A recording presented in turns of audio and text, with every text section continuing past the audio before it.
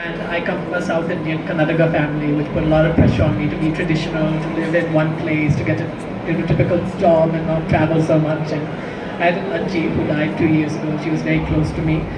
She was always telling me, well, she told me this thing, and that inspired me to suddenly. At that time, I was living in China, so I was thinking in Chinese, and I wrote a poem to her in Mandarin.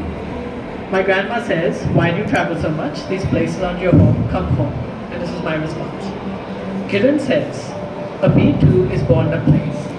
Its mother and father tell it to stay back. The bee knows that the world has so many flowers that need to be pollinated. If it stays back, the good work will never be done. Kiran says, to accept one's fate is hard. Follow where the wind takes you, hoping it leads you to the blue. So this inspired a set of collection, a set of poems in me in which I, in a sort of bhaktiya style, answered a lot of questions. Oh, thank you so much. This is better. Have I not been audible this whole time?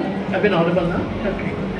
So this inspired a lot of poems in which I answered interlocutors asking me different questions, and I answered them in this sort of evocative style. And I think I'll read one more from this collection. The president asks how is freedom in our country. Kiran says when the lobster is thrust into boiling water, he doesn't know his circumstance. He simply has his legs and his claws tied up. Perhaps he knows his destiny. Most likely he does not. The lobster is thrown into boiling water. The lid is put on top. He looks on the other side of the lid, which is translucent. He imagines the islands, the fat fish with thrill, and then he stops thinking. Kiran concludes, whether or not I have freedom, I'm not sure. My brain has long been boiled. And the last third is a set of travel writings in poem form. I was inspired by the Sehatname of Evliya Çelebi, and I took 12 countries I lived in. I gave them each a personification. And I'll read Turkish, it was first written in Turkish and then self-translated into English. How do you begin a narrative for yourself when your family has already imagined it for you? Or have they imagined it? Have they honestly imagined it?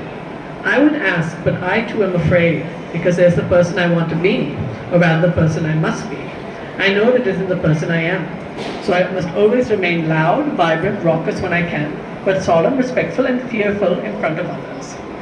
I'll read the Indian poem, because for better purpose we're all Indians. In all of the cosmos is an eye, and in thousands of years, those eyes bequeath the worlds.